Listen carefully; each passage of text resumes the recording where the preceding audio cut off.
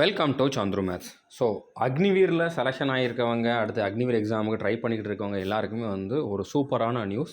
பிஎஸ்எஃப்பில் பார்த்தீங்கன்னா அக்னிவீரில் இருந்து 4 வருஷம் முடிச்சுட்டு வெளியில் வர்றவங்களுக்கு 50% கோட்டா கொடுத்துருக்காங்க. ஓகே, இனிமேல் பிஎஸ்எஃப்பில் வரப்போகிற கான்ஸ்டபிள் வேக்கன்சி எல்லாத்துலேயுமே பார்த்தீங்கன்னா ஒரு வருஷத்துக்கு 10,000 வேக்கன்சி வருது அப்படின்னா அதில் 5,000 வேக்கன்சி அக்னிவீரில் இருந்துட்டு வந்தவங்கள தான் எடுப்பாங்க. ஓகே, அது மட்டும் இல்லாமல் ஏஜ் ரிலாக்ஸேஷனும் கொடுத்துருக்காங்க.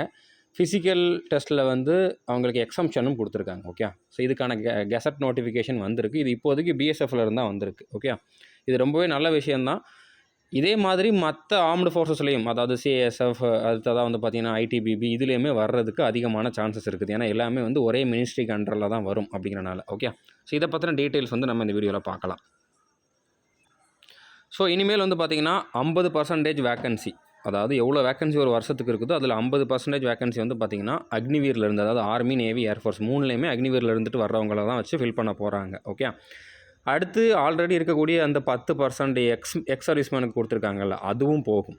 ஓகே, அடுத்து 3% பார்த்தீங்கன்னா ஆல்ரெடி அதில் ட்ரேட்ஸ்மேனாக இருந்துட்டு அதில் வர்றவங்களுக்குமே ஒரு சான்ஸ் கொடுத்துருக்காங்க. ஓகே, இதில் 50% வேக்கன்சி பார்த்தீங்கன்னா இந்த அக்னிவீரில் இருந்துட்டு வர்றவங்க பார்த்தீங்கன்னா அந்த ஆர்ம்டு ஃபோர்ஸஸில் இருக்கிற அந்த டிபார்ட்மெண்ட்லேருந்து, அதோட நோடல் ஆஃபீஸ்னு சொல்லியிருக்காங்க. அது சிஆர்பிஎஃப்லேருந்து இருக்கலாம், இல்லைனா பிஎஸ்எஃப்ஏ கூட அவங்கள ரெக்ரூட் பண்ணலாம். ஓகே, ஸோ ஃபஸ்ட்டு ரெக்ரூட்மெண்ட் அதுதான் பண்ணுவாங்க. 50% ஃபில் பண்ணிவிட்டு அடுத்து மிச்சம் இருக்கக்கூடிய வேக்கன்சி, அதாவது எக்ஸ் சர்வீஸ்மேனில் வரக்கூடிய வேக்கன்சியும் சரி, அடுத்து இந்த 3%மே பார்த்தீங்கன்னா அந்த நோடல் ஆஃபீஸ் தான் பண்ண போகிறாங்க. ஓகே, ஸோ மிச்சம் 47% தான் இருக்கும். ஓகே, 50 + 3 அது போக மிச்சம் 47%. அந்த 47லேயுமே பார்த்தீங்கன்னா 10% எக்ஸ் சர்வீஸ்மேனுக்கு இருக்கும்.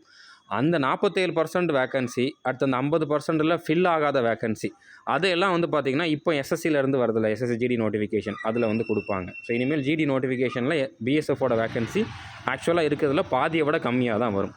ஏஜ் ரிலாக்ஸேஷன் எப்படி கொடுத்துருக்காங்க அப்படின்னா, நார்மலாக 18லேருந்து 23 வயசு இருக்கணும் இப்போ கான்ஸ்டபிள் ஜிடிக்கு, யூஆருக்கு. ஓகே, அதில் இப்போ ஃபஸ்ட்டு பேட்சில் முடிச்சுட்டு வர்றவங்களுக்கு, அக்னிவீரில் ஃபஸ்ட்டு பேட்சில் முடிச்சுட்டு வர்றவங்களுக்கு 5 வருஷம் ரிலாக்ஸேஷனும், அடுத்த பேட்சிலேருந்து வர்றவங்களுக்கு 3 வருஷம் ரிலாக்ஸேஷனும். உங்களோட கேட்டகரியில் ஆல்ரெடி ரிலாக்ஸேஷன் இருக்கும், அது போக எக்ஸ்ட்ராவாக இந்த ரிலாக்ஸேஷன் வரும். ஓகே, அதுக்கப்புறம் ஃபிசிக்கல் டெஸ்ட்டு, ஃபிசிக்கல் ஸ்டாண்டர்ட் டெஸ்ட்லாம் உங்களுக்கு இருக்காது. ஓகே, டேரெக்டாக நீங்கள் எக்ஸாம் எழுதணும். எக்ஸாமில் உங்களுக்கு தனியாக மார்க் இருக்கும். ஓகே, அதில் தான் உங்களுக்கு காம்படிஷன் இருக்கும். அடுத்து மெடிக்கல் டெஸ்ட் இருக்கும். ஓகே, ஸோ புரிஞ்சுருக்குன்னு நினைக்கிறேன்.